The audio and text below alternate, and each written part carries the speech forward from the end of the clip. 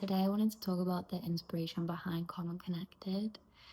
I think this idea has been in my mind and on my heart for as long as I can remember. Even when I was still dancing at 14, I wanted my own dance company called Current Affairs, and it would be like learning about things going on in the world and our reaction to that. But it would use dance so that we didn't all have to watch depressing news and hear big words we don't understand. I think in hindsight, it's easy to see that I've not really changed in what I want to do. And Calm Connected, I guess, is like a developed form of that. I want it to be a space where we can learn about the world around us, but I think it's also important to understand yourself in reaction to that and in reaction to others. The biggest inspiration so far for CalmnConnected has been a very special person that I met in Cyprus in 2023. I was working at a hostel and he was a guest there. His name was Harry, and we formed a connection very quickly. The first thing I noticed about him was his accent. I'd been telling everyone, I'm going to go to Australia, I'm going to go to Australia. And as soon as I heard a hint of Australian in his accent, I was like, I'm going to ask him so many questions. I remember the day in the hostel, I was on my laptop and I was trying to think of a name for CalmnConnected before I was CalmnConnected. And he kind of came over and was like, what are you doing? And I think I was more scared back then in like how I was going to be perceived. And I know that people can be like quite judgmental. So I was like quite shy and awkward. But he was like so curious and he was like, that's really cool. I would definitely listen or watch.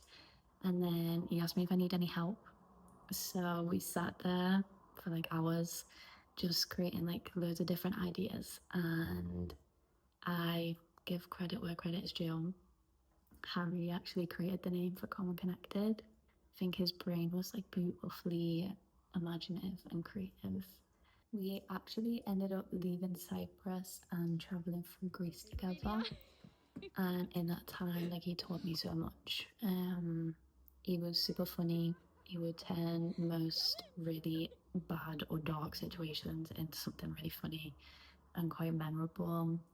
He was really driven and he taught me how to like keep pushing on the low days in the same way that he did on his.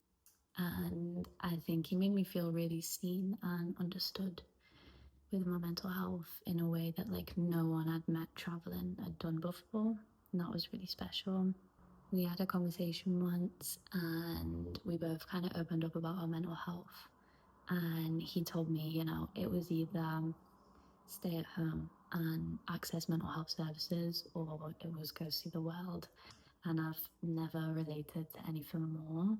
Why does it have to be one or the other? Why does one mean more than the other? And why is there only like certain ways you should deal with your mental health? After some time traveling together, we parted ways and I moved to Melbourne in November 2023. It was in March 2024 that Harry's battle with his mental health had come to an end and he passed away on the 10th of March. I think after this, like I completely gave up the idea of CalmnConnected. I went through quite a dark phase myself. Harry was a big motivator for me and that felt at the time like so strange and so dumb considering I'd only known this person for like less than 6 months. But I feel like that gives you insight into how cool and like special he was. I've learned how important travel is to like get you outside of your head and show you that there's so much more out there to life in general. But that's really not sustainable unless you have the tools to look after yourself during it. I guess I watch out for people a lot more since meeting Harry, but I think we're kind of thrown into these like beautiful, like exciting environments, but they can also feel quite chaotic and quite overwhelming. And a lot of us don't really know how to reach out when things feel a little bit tricky, who to call, when to call, what to look out for.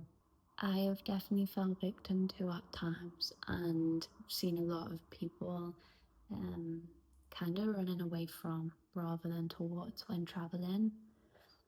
I think being in a different country, not knowing how to access services, being away from your familiar support system and people who really know you, and adding in a little sprinkle of substance use slash abuse, I think it can get quite dark. I will be forever grateful to all fire station backpackers in Fremantle in Australia. They were always quite open to ideas and they allowed me to run a little group called Mindful Mondays. Um, it was kind of like a space in the hostel. We could come together, we could check in, slow down, away from like party. Um, just kind of see how each other were doing and kind of figure life out together a little bit. It really helped me. I don't know about other people. I think I got some really sweet feedback, which was nice. I guess that's how I'd describe CalmnConnected, like a space where we can all kind of figure it out together. I really want to bridge the gap between travel, see the world, and also like be able to regulate your nervous system whilst doing it. Um, because definitely for me and a lot of people I know, it's not the case. And it's like, why? Why can't you do both? I know one of the reasons I'm still here is because I got to access free mental health services for the 3 years I was on a working holiday visa. I know that's such a privilege. I know I'm very lucky to be white and English. It's not the case for most, if not all, of the people I met on a working holiday visa. But it should be. It should be, or there should be a way. And yeah, I want us all to be able to like support ourselves and support one another better, or like at least like know a bit more on how to do that.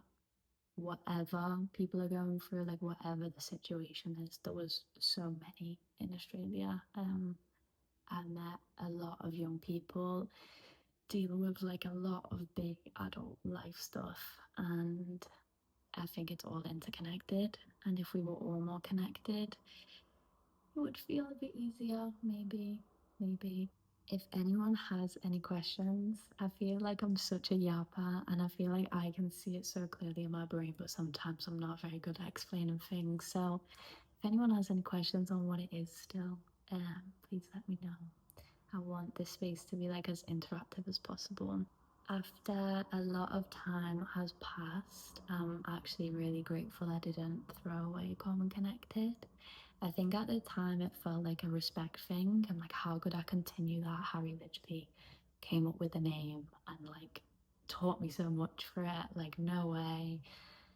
But I think it's actually a really good way to like continue talking about him, keep his name going. He was so cool and he was also so ahead of his time. So I feel like if he thought it was a good idea, if he thought, then maybe it could be something beautiful.